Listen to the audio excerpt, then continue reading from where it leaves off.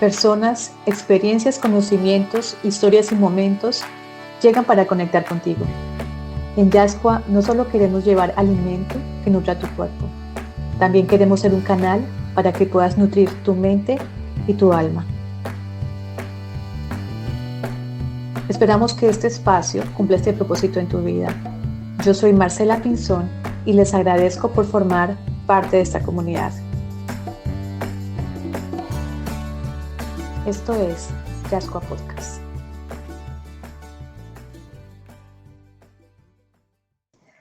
Alberto Naisberg es ingeniero industrial, inventor, diseñador, creativo y emprendedor. Si el universo lo permite, y esperamos que así sea, en 5 años tendrá 100. A través de su historia, vivencias y aprendizajes, nos da luces para llegar a una vejez plena de proyectos, energía y conectados al máximo con la vida. Alberto ama ver crecer a sus nietos y ver cómo cada uno de ellos están criándose en libertad y eligiendo caminos distintos. Le gusta comer chocolate todos los días, por lo menos 2 veces al día, y tomar un licor fuerte en invierno después de las comidas. No le gusta la mentira, le duele que no exista justicia en el mundo. Por la naturaleza del hombre y cómo se ha formado la sociedad, considera que no hay solución. No le gusta que la vida sea tan corta. Para él la vida de cada uno debería tener el doble de años. Conocer a ese maestro de vida ha sido inesperado, un gran regalo, y le agradezco con todo mi corazón por hablar con una desconocida y ser parte de este episodio. Me siento muy afortunada de conectarlo con ustedes y que esa sabiduría tan inmensa que él posee pueda llegar a sus vidas. Bienvenidos. Hola a todos de la comunidad del podcast de Yascua. Estamos muy contentos en este día. Yo estoy muy contenta porque tengo un invitado que llegó a mi mundo de una manera inesperada y el mensaje que trae yo sé que les va a encantar. Comparto con ustedes este episodio de una manera muy especial, espero les guste. Y bueno, estamos aquí con Alberto Naisberg. Alberto, muchas gracias por estar aquí con nosotros. Bárbaro, al contrario, yo también te quiero agradecer mucho porque siempre es un contacto así medio inesperado, medio insólito que te trae la vida, ¿no? Sí. Por eso imagino que yo iba a estar charlando con una persona colombiana, así como lo estamos haciendo en este momento. Sí, Alberto, por eso estoy tan contenta de que podamos encontrar este espacio. Y bueno, para los que no te conocen, que somos todos aquí en mi podcast de Yascua, empecemos por lo básico. ¿Quién es Alberto Naisberg? ¿De dónde son tus orígenes? ¿En dónde vives? Cuéntanos un poco de tu vida y bueno, te escuchamos. Entonces, yo te voy a hacer una pequeña historia Listo. Que se basa en hechos reales, pero que también la tuve que rellenar yo con un poco de fantasía mía, porque me faltó información. Entonces te voy a llevar de la mano al año 1905 en una aldea de Ucrania donde estaban reunida la familia Naisberg, que en ese momento estaba integrada por mi abuelo David, su mujer Sara y 3 hijos. Eran muy humildes, había hambre, no había trabajo, había persecución, pogroms, y entonces, en una situación así de tremenda tensión, mi abuelo votó por la vida. Se lo propuso a su mujer y con su mujer y 3 hijos empezó una trayectoria que yo calculo que tiene que haber terminado en Hamburgo, donde salían los barcos que venían a América. Y en ese momento, los 2 países que ofrecían mayores posibilidades de trabajo eran Estados Unidos y Argentina. Pero el tema era que vos llegabas a Hamburgo y no podías elegir y decir yo quiero, nada, tenías que comprar el boleto que más pudieras acceder. Y entonces ellos tomaron un barco que vino a la Argentina. Y entonces sucede algo que para mí es es un poco el motor de mi vida, yo te podría decir. Pensar lo que significa para un matrimonio con 3 hijos, tomar un barco, ir a un país donde no se sabe qué es, cómo se habla, qué idioma se habla. Ellos sabían solamente el yiddish y también sabían un poco de hebreo porque eran profundamente religiosos. Eso te iba a decir por los nombres, David, Sara, judíos. ¿Perdón? Te iba a decir por los nombres, David y Sara, Claro. judíos. Pero imagínate que cualquier matrimonio hoy tomara a sus 3 hijos y decidiera irse a un país que no sabe qué idioma hablan, qué van a hacer. Es decir, es un acto de... Imagínate hoy que una pareja, un matrimonio hiciera lo mismo. Es decir, yo me remonto a esa época y cuando yo comparo las cosas que decidió hacer mi abuelo, tengo como la impresión de que mi vida es chiquitita, que nunca tuve que enfrentar situaciones tan tremendas, tan duras, y por eso creo que en general siempre los inmigrantes han sido gente de mucho esfuerzo, de mucho trabajo. Los países más importantes yo creo que han sido construidos con inmigrantes, pensé en Estados Unidos, y bueno, e increíblemente yo no lo conocía a mi abuelo, sin embargo es la figura que me impulsa en mi vida, porque cuando necesito frente a situaciones tratar de superarlas, pienso un poco en él, en que fue capaz de tomar decisiones tan tremendas en su vida para seguir viviendo. Bueno, en ese momento mi padre tenía 4 años y así llegó a la Argentina. Por otro lado, mi madre nació en París y por una de esas circunstancias que todavía no he alcanzado a enterarme, yo sé que vivió unos años en Constantinopla. Okay. El padre pertenecía a la administración francesa, que tenía que ir a trabajar a Constantinopla y por un motivo que todavía no he podido tampoco averiguar, llegó a la Argentina. Acá conoció a mi padre y entonces así aparece Alberto Naisberg, nacido en Buenos Aires en el año 1925, que terminó constituyendo una familia con su señora Celia y que además tiene en este momento 2 hijas y 4 nietos.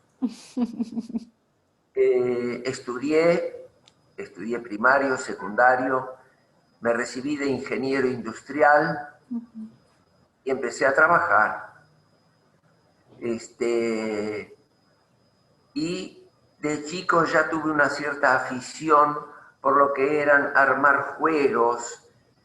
Acá en la Argentina, en aquella época, existió un juego que se llamaba Mecano, que no sé si vos lo llegaste a enterar, y mi padre alcanzó a comprarme un Mecano que no era el más importante, porque todavía no alcanzaba para tanto, pero me pasé armando cositas y macanitas y creo que de ahí vino mi afición.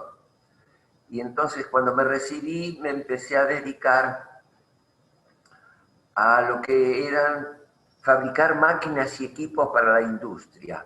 Okay. Me conecté con un taller y entonces armamos como una pequeña sociedad y durante 20 años yo me dediqué a fabricar máquinas y equipos para las industrias. Okay. En algunos casos, en la mayor parte de los casos, las empresas me daban a mí los planos y en otros casos menores nosotros desarrollábamos los planos. Vino una época de crisis y entonces, sin saber cómo orientarme, me inscribí en un concurso para ingresar como ingeniero en la Secretaría de Industria. Y fui seleccionado.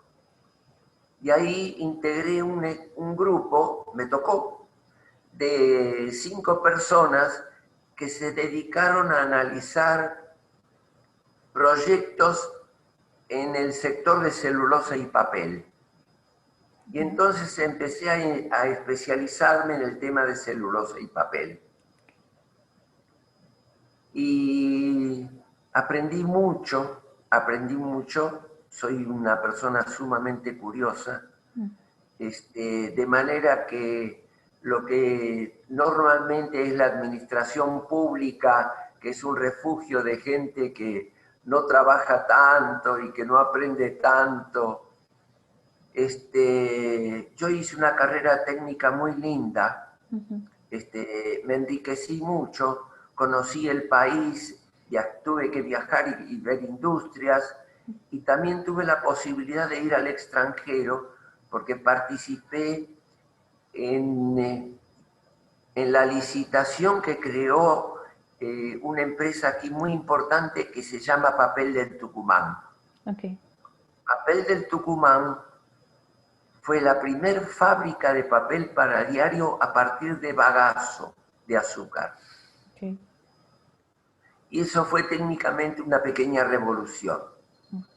Simplemente te lo comento para que tengas una idea de que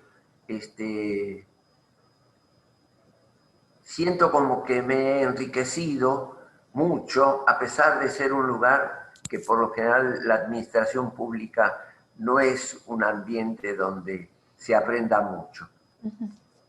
Y después me tuve que jubilar, me jubilaron en el año 1990. Okay. Así que ya llevo 30 años de jubilado. Pero estos 30 años de jubilado abrí una pequeña oficina de asesoramiento de pymes industriales metalúrgicas que se dedican a la fabricación de máquinas y equipos. Okay. Y entonces las estuve asesorando y últimamente empezó a decrecer por toda la situación económica que se creó. Ya el país venía un poco en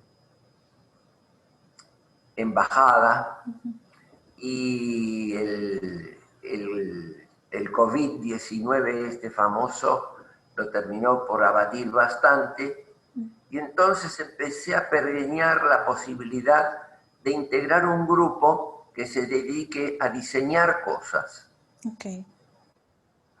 En general objetos con la posibilidad de ver si hay un campo donde se puedan fabricar cosas que ayuden a los longevos.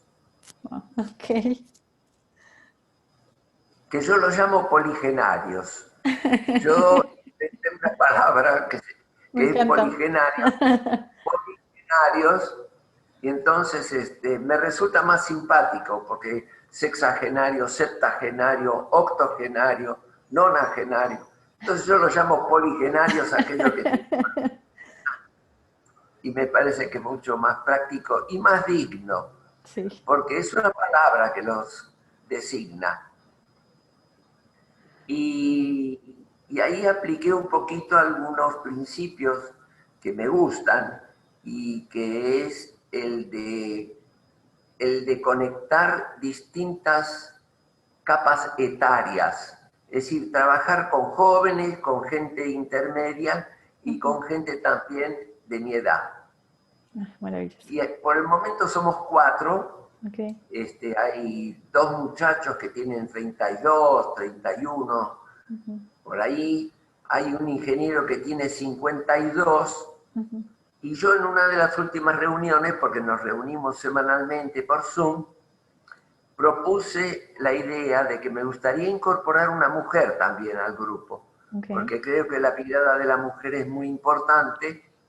Es otra mirada, Claro que sí. así que siempre va a enriquecer. Y entonces en este momento, entre comillas, estamos buscando una mujer que le guste esta idea de desarrollar cosas. No, maravilloso.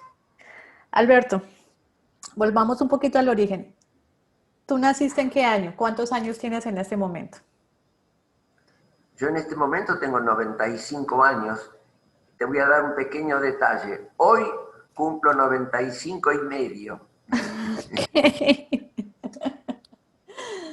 El 21 de octubre. O sea que naciste en 1920, 25, 1925 naciste. sí. Alberto, yo te escucho y quedo impactada, impactada de que tú te pensionaste, me imagino que a los 60 más o menos, como la mayoría se pensiona, Sí, como tal esa edad, cual. sí, 65, y, 65. y tú En el llegaste año en 90. 1990.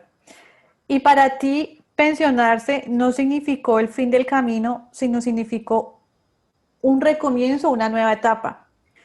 ¿Por qué Ah, digo sí. esto? Porque aquí en Colombia yo me doy cuenta que el adulto mayor, o las personas que ya llegamos a esa etapa, lo puedo generalizar porque estamos hablando de la mayoría, llegan a los 60 y el mundo paró de girar. Entran en una etapa de desasosiego, de, de sentirse inútiles, ¿sí? Y empiezan muchas enfermedades, empiezan muchos problemas de salud mental, empiezan muchos enojos, ¿sí? Y vemos al abuelo colombiano envejeciendo muy mal. ¿Cómo Alberto pudo superar esta etapa de una manera diferente? ¿Qué fue lo que te movió a ti? Además de tu interés laboral, debe haber obviamente algo diferente, algo espiritual, mental también, que hizo que tú llegaras a esa edad con una fortaleza para continuar y para poder llegar a donde estás hoy, en este momento. ¿Cuál fue la diferencia? Bueno, yo creo que hay un error muy grande, muy grande. Es que todas las, no sé por qué realmente la gente sueña con llegar a jubilarse. Todo el mundo piensa, ay, qué bien, cuando yo me jubile, voy a tener el tiempo para hacer lo que tenga ganas y qué sé yo qué. Y lo cierto que el trabajo es una fuente de vida muy importante. No hay que dejarlo nunca, nunca hay que dejar de tener. Y en ese sentido, bueno, tengo que rebobinar un poquito y empezar otra historia. Así Dale, que dale, hacemos un pequeño corte, digamos, en la charla. listo. Resulta que yo asistí a una serie de charlas Uh-huh, sobre longevidad uh-huh. y resulta que en el planeta existen zonas donde hay más longevos, donde hay concentración de longevos. Las zonas azules. Esas zonas se llaman zonas azules. Uh-huh. Se llaman azules sencillamente porque los que empezaron a ubicarlas empezaron a señalarlas con un marcador azul. Y Okay. entonces les quedó la idea de que eso se llamaban zonas azules. Las zonas azules son 5, Uh-huh. las más importantes, porque después se empezaron a descubrir algunas que otras más también. Por ejemplo, la de Vilcabamba en Ecuador es una zona azul que no está dentro de las famosas. Uh-huh. Pero entonces, ¿qué hice yo con mi mentalidad de ingeniero? Hice un cuadrito, puse las 5 zonas azules y dije, vamos a ver por qué se caracteriza cada una de ellas o por qué ahí hay longevos. Y la que más me impactó, porque me pareció que me abrió la cabeza también, fueron los japoneses, Uh-huh. que tienen una cultura milenaria, Uh-huh. de esas que uno no alcanza realmente a valorar en su magnitud, Uh-huh. por lo milenaria que es y por lo sabia que es. Uh-huh. Entonces, en particular en Japón están las islas de Okinawa, que es donde se concentran los mayores longevos. Y entonces, si vos vas a Okinawa, te dicen que vos tenés que tener 2 cosas para ser longevo. Tenés que tener un ikigai y un moai. ¿Qué es Okay. esto? Uh-huh. El ikigai es un proyecto. Es decir, la vida está conformada por proyectos, Uh-huh. chiquitos, medianos, grandes, Uh-huh. ¿sí? Que te permiten ir, si vos alcanzás a uno, bueno, arrancas con otro, arrancas con otro. Esos proyectos no tienen que ser construir un puente o Sí. algo así. Ajá. Pueden ser cosas chiquititas que te gratifiquen. Y los japoneses te dicen que ese proyecto lo tenés que buscar dentro tuyo, que sea lo que más te guste hacer. Y entonces tiene que reunir 4 condiciones: que te guste, que estés capacitado para hacerlo, que ganes plata con eso y que tenga una función social, que mejore la vida de los otros. Es una idea bárbara. A mí me partió la cabeza. Sí, es increíble. Después, la otra condición es tener un moai. ¿Y qué es un moai? Un moai es un grupo de 5 o 6 personas, pueden ser no necesariamente esos números, ¿no? Que se reúnen frecuentemente, que charlan, que desarrollan actividades sociales, que hacen cualquier cosa, pero es un lugar de contención para que se ayuden entre sí, para que cada uno concrete su ikigai. No es que haya un ikigai común que están los 5. No sé si es clara la idea. Sí, totalmente. Y entonces, yo creo que eso explica, digamos, lo que es tener una disposición en la vida para ir teniendo proyectos chiquititos. De repente hay personas que quieren plantar una pequeña huerta. Hay personas que les gusta la música. Entonces juntan música de una época. Hay gente que le gusta la ópera. Hay gente que le gusta escribir cuentos. Hay gente que le gusta... El proyecto puede ser cualquiera, pero que sea que te gratifique. Es decir, vos cuando fabricás pan, estás haciendo algo que íntimamente te encanta hacer, que es útil a la sociedad, con lo cual ganás plata y te has capacitado para hacerlo. Vos cumplís con las 4 condiciones del Ikigai. Sí. Y si dentro de 20 años se te acaban los panes, tendrás otro Ikigai que te lo pondrás como objetivo. Yo creo que el que es capaz de incorporar esas ideas es capaz de ser longevo. Ok. Se entiende. Aquí me queda algo y es que quizás muchos nos metieron en la cabeza: tienes que conseguir un trabajo, hacer carrera en tal empresa y quedarte ahí. Y se olvidaron de ese niño interno que tiene una cantidad de aspiraciones, de sueños, de ideas. Entonces, yo veo eso, que el colombiano se pensiona, claro, terminó de hacer lo que había hecho toda su vida para lo que pensaba que era bueno y llega un momento en que dice, bueno, ¿y ahora qué hago? ¿Sí? Entonces, es eso, como lo que tú dices, mirar hacia adentro, empezar a decir, bueno, ¿qué es lo que realmente me gusta hacer en la vida? Me gusta tocar un instrumento, me gusta pintar, me gusta bordar, me gusta escribir. Y en esa indagación va encontrando eso que tú estás diciendo. Supongo que puede ser así. Tal cual. Y por lo general uno lo encuentra eso si es capaz de llegar a despertar el niño que tiene adentro. Es decir, las cosas que de chico más le gustaron hacer. Sí. Y entonces vas a tener, eso te va a dar la energía suficiente para superar los problemas, porque ¿por qué uno tiene que buscar algo que le guste? Porque en la vida nada es fácil, nada se te da con facilidad, tiene que ser todo con mucho esfuerzo. Y el impulso, las gratificaciones son las que te dan la fuerza para superar los problemas. Wow. Alberto, ¿cuáles han sido las bases de tu vida? ¿Tú en qué te has apoyado para poder construir lo que has construido hasta hoy? A nivel mental, a nivel laboral, a nivel espiritual, a nivel familiar, ¿cuáles son las bases de tu vida? Yo tengo 4 ejes y medio. Ok. La ingeniería, la psicología, Ok. la fotografía, la familia y ahora el diseño. La ingeniería ya te expliqué. La fotografía vino a mí de una manera que no te la podría explicar, pero empecé a tomar fotos cuando me casé. Ok.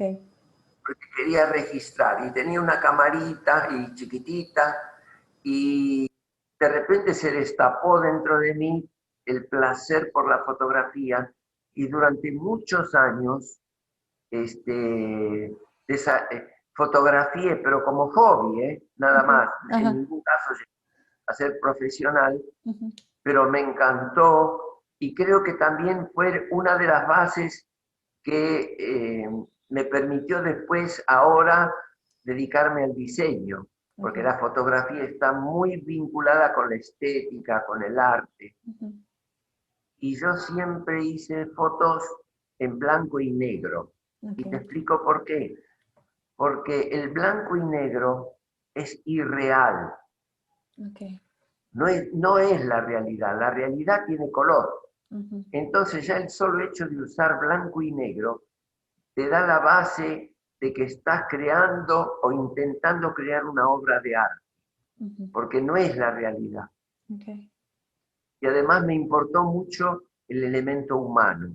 Ok. Y entonces dentro del campo de la fotografía me dediqué, me especialicé en hacer retratos. Ok. ¿Y hacías el retrato también como una forma de analizar a la persona?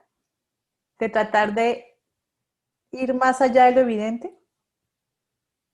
Claro, porque para mí el retrato tiene que ser, no, es decir, si vos te bañás, te vestís, te peinás, te arreglás, te producís y qué sé yo qué, y yo te saco una foto. Eso no tiene nada que ver con vos, no Mm, refleja lo que sos vos. claro, claro. Es decir, uno tiene que desarrollar toda una pequeña estrategia para Ujú. conseguir que la persona se suelte, se muestre como es, Ujú. y entonces vos le tomás una foto en ese momento Ujú. y cuando la exhibís, la gente dice, ah, mira, Marcela es así, así, así, así, porque Ujú. se da cuenta a través del retrato. Ese Sí, es un retrato, capturas parte del alma. claro. Sí. Y la psicología, me suena muchísimo eso. A mí me ha pasado, yo también tengo una historia con la psicología. Eh, Aquí en Colombia también pasa algo, y es que no lo he visto en Argentina, a mí me impactó Argentina, que el argentino casi todos han sido psicoanalizados. Es una sociedad muy Sí, psicoanalizada como la francesa. Colombia sí, no. El colombiano promedio, digamos, la generación de mis papás, por ejemplo, hay un miedo impresionante hacia la psicoterapia. Aquí la palabra psicólogo es igual, estar loco o yo digo, vamos loco. al psicólogo, pero yo no estoy loco. Entonces, hay un miedo, hay un gran prejuicio hacia la psicoterapia y lo veo en mi familia, lo veo con mis vecinos, lo veo con mi entorno y los que estamos siendo psicoanalizados, que yo pienso que de pronto ese proceso está arrancando con fuerza con mi generación, con los millennials o con la generación de antes, con los X. Yo siento que estamos apenas empezando a psicoanalizar las nuevas generaciones. Entonces, eh, aquí en Colombia pasa eso. Entonces, ¿cómo Alberto, cómo poderle explicar a la gente la belleza de la psicoterapia, lo que puede hacer la psicoterapia en la mente a nivel individual, pero también a nivel de sociedad? Tú que vienes de una sociedad tan psicoanalizada y tú pues que supongo que también Yo hago has sido terapia. psicoanalizado. Sí, la ¿Vos psicoterapia. haces terapia? Sí, yo hago psicoterapia, psicoanálisis. Llevo 2 años. Bárbaro. Estoy empezando apenas. Sí, tal cual, no te preocupes, es muy lindo. Sí, es maravilloso. Eso a mí me ha, o sea, a mí, después de que empecé a hacer psicoterapia, que paradójicamente fue cuando me convertí en mamá. Mi hija nació y a los 20 días empezó mi psicoterapia, porque cuando mi hija nace, yo siento que ella abrió algo en mi psiquis, o sea, que salió algo que yo nunca fui consciente y yo dijo, no, no entiendo, a psicoterapia.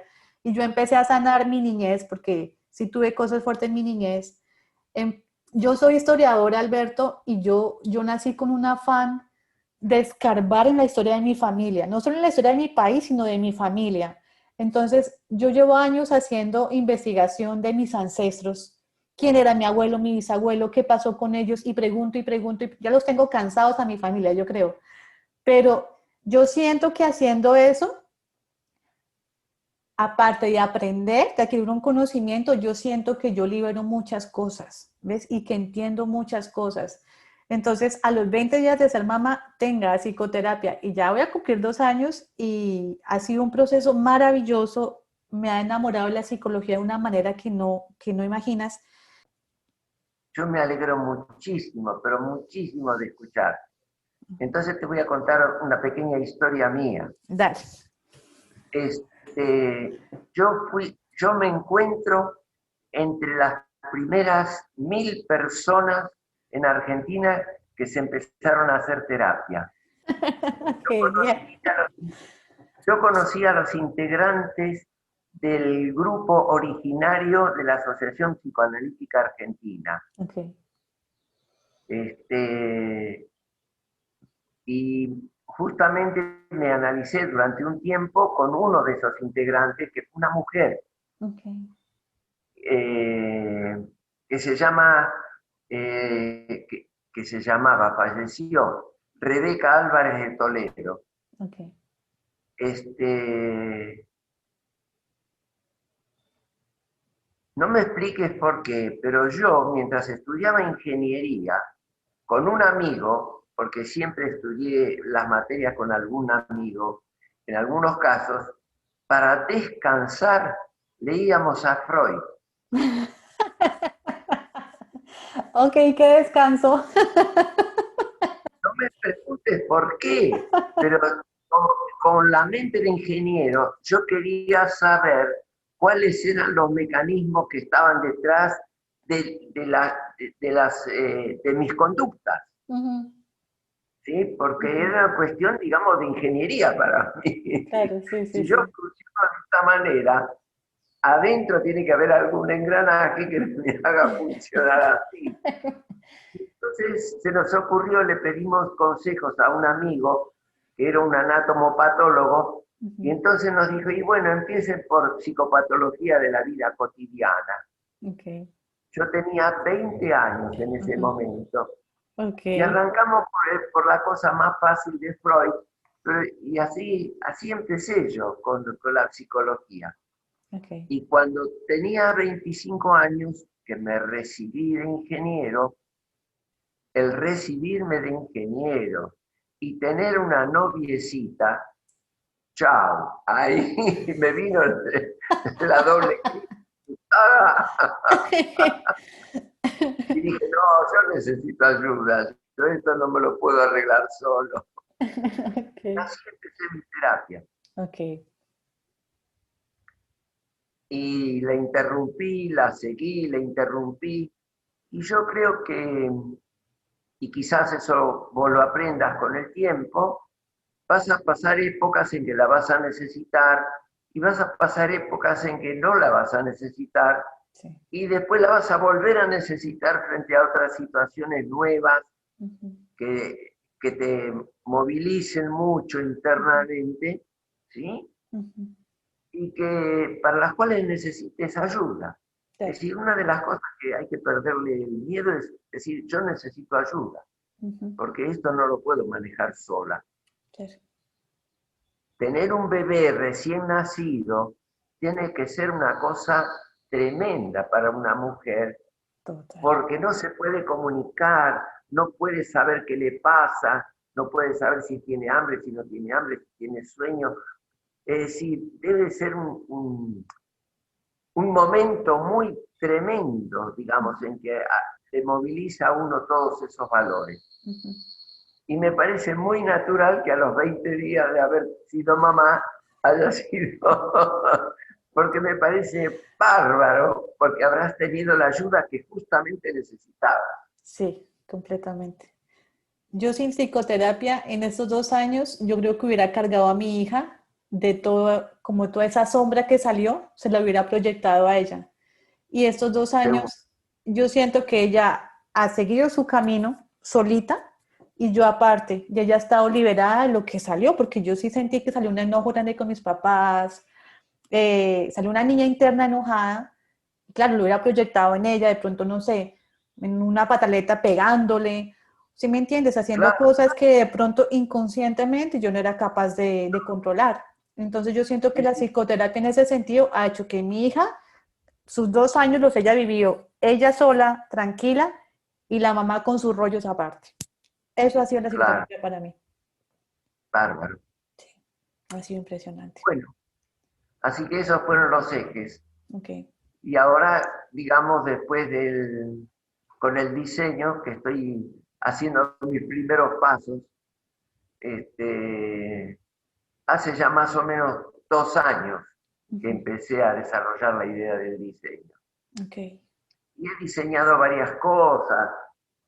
Este es un florerito Ok. hecho en una máquina 3D. ¿Vos conocés las Sí, impresoras 3D? sí, sí, sí, claro. Bueno, pero vos fijate el detalle ondulado. Este Sí. florerito no se hubiera podido hacer si no es con 3D. Ok. O sea que este hace 20 años no se hubiera podido hacer como está hecho ahora. Y bueno, y después también hice una especie de pendiente que simboliza el Ikigai y Ujú, otro que simboliza el Moai. ujú. Hice un posalibros, en fin. Y ahora también teníamos idea con el grupito de desarrollar dos cosas. Un calzador largo para las personas de edad y una luz nocturna. Ok. Es decir, una luz, por ejemplo, LED, las luces Ajá, LED, ¿no? ajá. Que se pueda, es decir, es como una especie de... Acá no lo tengo. No lo tengo. Es como una especie de luz de unos 7 centímetros de diámetro Ujú. que uno la puede, con un cordoncito, Ok, ¿no? Entonces uno la pone en la mesa de luz y se prende y se apaga simplemente con el touch. ok. Apretás un poquito y se enciende. Ujú. Apretás y se apaga. Ok. Entonces la tenés ahí en la mesita de luz, la agarrás, la podés agarrar en la oscuridad, te Ujú, la colgás, la ujú. prendés y tenés disponibles las dos manos para poder caminar por la casa, evitar zócalos, escalones, qué sé yo, Wow. un montón de problemas, ¿no? Mira que me dejas pensando algo y es, nosotros deberíamos estar como preparando el camino hacia la vejez en todo. O sea, yo tengo ya 36 años y uno piensa que la juventud va a ser toda la vida, que vamos a estar con esta fuerza, ¿sí? Con esa juventud siempre y no nos preparamos para el momento en que lleguemos a tu edad, que tenemos que pensar en las pequeñas cosas, tanto físicas, ¿ves? En la parte mental, en la parte espiritual, uno no se prepara para esas cosas. Es paradójico, ¿no? Bueno, Que no justamente pensemos, o sea, que no le demos importancia a la vejez en este momento. una de las cosas que me hiciste asociar, Ujú. ¿sí? Es que, por ejemplo, las casas en donde uno vive no están preparadas para la gente de cierta edad, para los Total. poligenarios. Por ejemplo, eh, los andadores, Ujú. las sillas de ruedas, no pasan por las puertas. Obvio, Las puertas tendrían que ser más más anchas. amplias. Por ejemplo, es decir, hay que construir casas pensando en que es que la medicina ahora te está ayudando a que puedas llegar a 100 años. Claro. Si tenés ciertas precauciones, Exacto. si Ujú, comes bien, si comes sano, si ujú, haces algo de ejercicios, ujú. en fin. Pero hay que pensar en la parte práctica, lo que tú dices, por lo menos yo digo, ahorita que yo voy a invertir en vivienda, que quiero comprar mi primera casa o la quiero construir. O sea, construir mi casa pensando también a futuro. Entonces, que tenga sus ramplas, que tenga un baño diseñado para el momento que no me sirva el baño que tengo ahora, ¿sí? Lo de las luces que tú dices. O sea, dejar como todo listo y eso aplicarlo a todo, a las calles, a los sitios donde nos movemos, que todo esté tan práctico para que cualquier persona se pueda movilizar. Aquí en Colombia pasa Lógico. eso. Colombia es un país que no es para ancianos. Las calles no son para ancianos, no hay ramplas. Acá es normal ver al viejito que se cae, da 3 vueltas en el piso ahí en la esquina. ¿Ves? No están diseñadas para las personas adultas. Y la No cuestión creas es que que acá, para allá vamos todos. pero tenemos quizás un poquito más de conciencia, un Uh poquito. -huh. Sí, eso es algo que de Pero verdad preocupa. tampoco están preparadas. No hay ningún edificio donde vos puedas llevar una silla de ruedas. Uh Apenas si se obliga a los edificios a tener en la entrada un plano inclinado para que puedan subirse las sillas de ruedas. sí. Y es preocupante porque se viene un periodo que la mayoría de la población va a estar casi toda longeva, o sea, vamos a estar ante un periodo de longevidad muy, muy fuerte y no estamos preparados en ningún aspecto para ofrecerle las condiciones a esta Bueno, generación. yo creo que una de las cosas, entre tantas, ¿no? Uh -huh. Que al discriminar a los poligenarios, realmente están rechazando todas las cosas que va a haber que tener en cuenta cuando en toda la humanidad haya muchos más poligenarios que ahora. Claro que sí. Y es lo que la medicina lo está indicando, ¿te Uh das -huh. cuenta? Sí, sí. Alberto, tú tienes 95 años, yo digo, wow, estamos viviendo ahorita un periodo súper difícil para la humanidad con todo esto de la pandemia. Pero digamos, no es comparado a lo que tú ya has pasado. Tú pasaste la Segunda Guerra Mundial, pasaste Gran Depresión, pasaste muchas cosas que ha sido la historia de la humanidad en estos años. ¿Cómo has hecho tú para no perder la fe y para poder continuar con esas ganas ante la vida? Porque en este momento, por lo menos lo que he leído, a nivel mental, esta situación ha afectado mucho, especialmente a los jóvenes, a las nuevas generaciones. Se pierde la fe Sí. en el futuro, se pierde la fe ante la vida, ha aumentado el índice de suicidios. Entonces, tú que ya has pasado por tantas crisis, ¿sí? Has pasado por tantas convulsiones en el mundo, ¿cómo haces o cómo hiciste para poder mantenerte firme ante la vida? Bueno, mira, yo creo una cosa. Yo creo que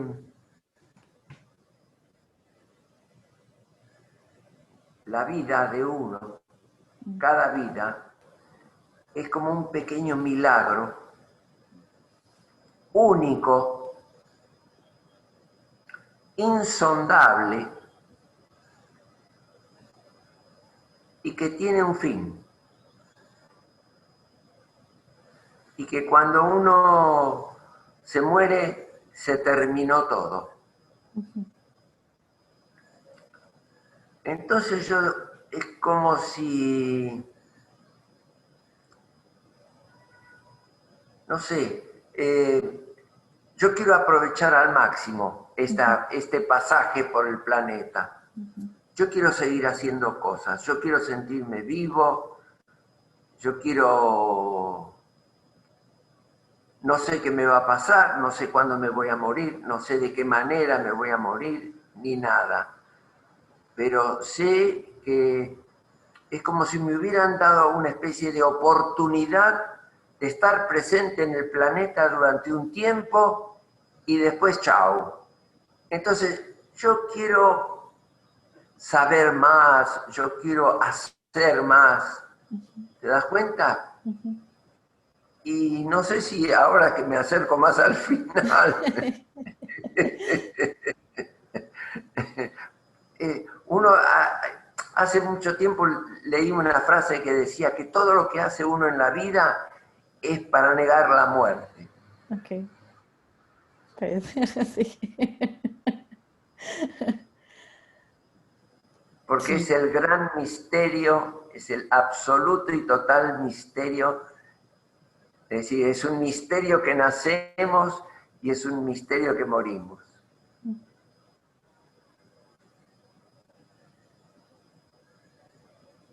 sí. Algo que me llama la atención contigo es que no sé por qué los jóvenes nos desconectamos de esta sabiduría que ustedes tienen para ofrecernos. O sea, no sé en qué momento se dio ese cambio tan drástico. Yo sé que aquí en Colombia, como venimos de una cultura indígena, eso fue muy marcado, pero también se olvidó. Y digo, nos estamos perdiendo luz, nos estamos perdiendo información, nos estamos perdiendo.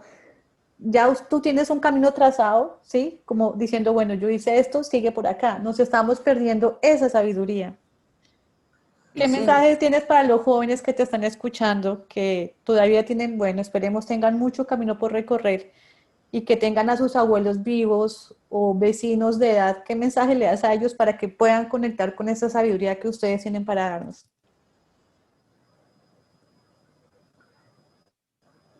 es que yo creo que hay que sacarse de la cabeza la discriminación que se hace de clasificar a la gente por edades.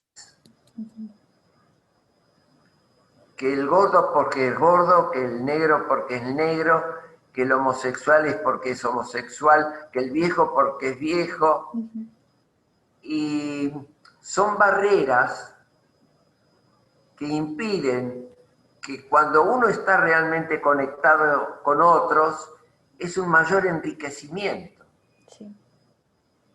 Es decir, cuando nosotros pensamos en incorporar a una mujer al grupo, Ujú. es porque yo sé que la visión de una mujer va a ser distinta a la mía y me va a enriquecer a mí.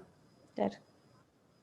Entonces, para mí es muy importante la integración, primero el trabajo en grupos Ujú. y que los grupos sean heterogéneos, pero heterogéneos en edades, heterogéneos en sexo, heterogéneos en todo. Ujú. Y entonces, es, es decir, a veces yo tengo que resolver un problema y me rompo la cabeza pensando en cómo hacerlo y de repente viene otro u otra y me dice, pero ¿cómo? Fíjate, lo puedes hacer así. Y resulta que yo por tener mi forma de ser, mis características, ¿no? Lo encaro siempre de la misma manera y viene otro que vivió otras experiencias, otra vida, otras condiciones y qué sé yo qué, y lo ve con mucha más facilidad que yo. Sí. Así que el día que la gente comprenda esto, yo creo que se va a enriquecer mucho más y va a poder hacer más cosas. Sí. Si yo te pidiera un pequeño manual de cómo llegar a los 100 años, que es donde tú aspiras llegar, ¿qué puntos básicos tú me colocarías en ese manual? Manual para llegar a los 100 años. Primero, segundo, tercero, cuarto, quinto, un par de puntos. ¿Qué me dirías?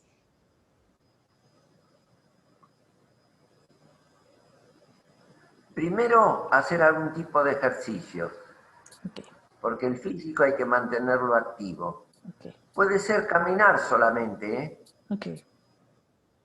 Una de las zonas azules está en los Estados Unidos, en California, Ujú. y la gente lo único que hace es caminar.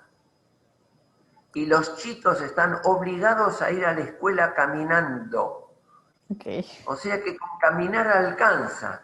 La Organización Mundial de la Salud te dice que con 150 minutos por semana alcanza.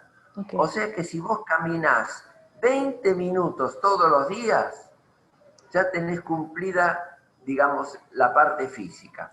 listo. En la parte de alimenticia, bueno, uno sabe ya de memoria comer un poco de verduras, comer un poco de frutas, no comer tanta carne, Ujú. en fin, no hacer desvíos así, no comer asado todos los días, en fin, ¿no? Son Sí, cosas casi elementales, intuitivas, ¿te das sí, cuenta? sí, Estas son dos. sí. Tres, mantener vínculos sociales, Ok, es decir, y vincularse con todas las generaciones. ok, La soledad enferma. sí. Las personas solas terminan por, no te digo que es un autismo, ¿no? Pero se quedan como aisladas y se enferman. Sí. Así que mantener los vínculos Ujú. sociales, pero con todos, ¿no? Ok. Después tener un ikigai, tener un Propósito de vida. proyecto que cumpla Ujú, todas esas condiciones. ujú, Cuidar la casa, es decir, con las ideas que hemos nosotros conversado, ujú, de repente pensar en que en la bañadera hay que poner una manija para ajá, agarrarse bien. ujú. No sé, estoy diciendo un simple ejemplo, ¿no? Sí, sí, sí, Pero sí, concebir la casa y prepararla para cuando uno sea más viejo y el sí, físico no sea tan fuerte. sí. Y tener un grupo de amigos. Yo creo que uno de los secretos, porque tu hija ya tiene 2 años y ya empezó con su camino propio. Después se va a casar, va a formar su familia, ¿sí? Se va a ir alejando. Ujú, Y, tus padres, por otro lado, van a fallecer en algún momento. ujú. Y la capa que va a acompañarte en la vida, a lo largo de tu vida, son tus amigos. Claro, sí. Entonces, tener buenos amigos, tener un buen moai, como dicen los Ujú, japoneses, de ujú, 5 o 6, no tienen que ser más, ujú. pero que formen como una especie de unidad que se ayude, que se comprenda, que se Ujú, entienda, que ujú, se acompañe ujú. en las situaciones de la vida. Listo. Creo que con Perfecto. eso, Es súper manual.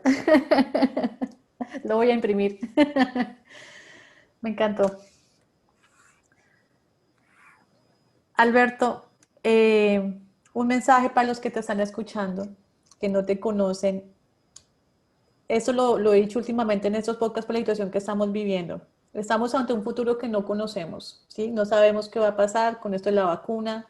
Eh, Estamos pasando, digamos, acá en Colombia, supongo que en Argentina también, una situación social fuerte, de desempleo, de muchas pérdidas humanas, de mucho dolor. Entonces hay como un vacío muy grande y una desesperanza muy grande ante lo que viene. ¿Qué tienes para decir a estas personas que de pronto están pasando por una prueba muy grande y que no saben cómo enfrentar lo que viene? A partir de tu propia vida, tu propia experiencia, ¿qué mensaje tiene para ellos? es difícil, Sí. porque cuando yo empecé a adquirir la verdadera dimensión que tenía el COVID en el planeta, Ujú, yo llegué a una conclusión un poquito dramática, pero real. ujú. Es decir, por lo general uno vive, y llega un día en que se muere, Sí. ¿sí? Ujú, Pero esta vez pasó algo paralizante. sí. La muerte vino a nosotros, y no solo a nosotros, sino a todos nosotros, Ujú, de golpe. ujú. Y es algo que tiene que conmovernos a todos y hacernos muchos interrogantes. Lamentablemente hoy no tenemos la más mínima respuesta a las cosas. Ujú, La incertidumbre es total, no se ujú, sabe cuándo va a venir la vacuna, no se sabe si la vacuna va a inmunizar por 3 meses, por tres ujú. años, Sí. por 2 siglos, por nada. En este momento se están, afortunadamente después de todo, por primera vez en la historia del planeta, todo el conocimiento médico-tecnológico se ha volcado a desarrollar una vacuna de una manera que nunca en la historia se puso tanta energía para conseguirlo. Sí. Pero tenemos que esperar, porque hay una segunda ola, que en Europa es muy fuerte. Hay países que ya tienen una tercera ola, como Irán, ¿sí? Así que todavía nadie sabe nada. Hay que hacerse fuerte. Sí. Y hay que pensar que la vida es única y de todos modos tenemos que buscarle cada uno dentro de nuestras posibilidades qué es lo que mejor podemos hacer, seguir haciendo. Exacto. Sí. Alberto, yo creo que podemos parar acá para no hacerlo tan largo para los oyentes. Y de veras que te agradezco mucho por esta conversación tan bonita, tan profunda. Ha sido muy, muy valioso poderte escuchar, poder conectar. Para los que quieran entrar en contacto contigo, ¿cómo te pueden encontrar por redes? ¿Cómo te estás moviendo? ¿Cómo estás teniendo contacto con las personas que están llegando a tu mundo? No. Para mí todo esto es como una pequeña revolución, ¿sí? Algo nuevo. Las redes no me atraen mucho, son Okay. demasiado virtuales.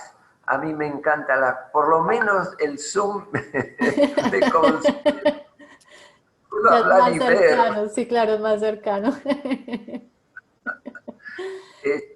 No sé, yo tengo mi correo nada más, que no sé si vos lo tenés. Sí, ahorita me lo das. Igual para los que quieran escuchar a Alberto, este no es el primer podcast ni entrevista que le está dando. Ya hay varias entrevistas por internet, entonces igual yo publico el nombre de él, lo pueden buscar. De veras que es maravilloso poder compartir contigo, Alberto. Te deseo todo lo mejor, te doy muchas gracias por haber aceptado esta invitación a una desconocida aquí en Colombia y te deseo todo lo mejor para tu vida, Alberto. Me encantó porque vi que más de una vez te quedaste pensando. Sí, claro, sí, sí. Es que ese tipo de conversaciones es para que uno esté frente a frente porque son demasiado, me tocan muchas cosas. Entonces me causa mucha reflexión este tipo de conversaciones. Y me encanta. Sí, yo veo que unas cuantas ideas por lo menos te llegaron. Sí, claro que sí, Alberto. Entonces nada, te deseo todo lo mejor Se y notó, muchísimas se gracias. notó. Ahí apareció el fotógrafo de retratos. Me sacaste parte de mi alma, de verdad. Sí, Alberto, muchas gracias por esta invitación. Fue maravilloso este Bárbaro, me episodio. alegro mucho. Es muy lindo comunicarse. Sí, señor. Sí, señor. Así que es muy gratificante, es muy cálido, es enriquecedor. Sí, Así que lo hemos vivido sí. nosotros en este momento. Gracias. Si te ha gustado este podcast, compártelo. Puede que a esa persona que tienes en mente también le sirva. Y si quieres estar atento a todas nuestras novedades y no perderte ninguno de nuestros podcasts, síguenos en redes sociales como @yascoapodcast o búscanos en nuestro sitio web www.yascoa.com. Gracias por compartir este espacio con nosotros. Bendiciones.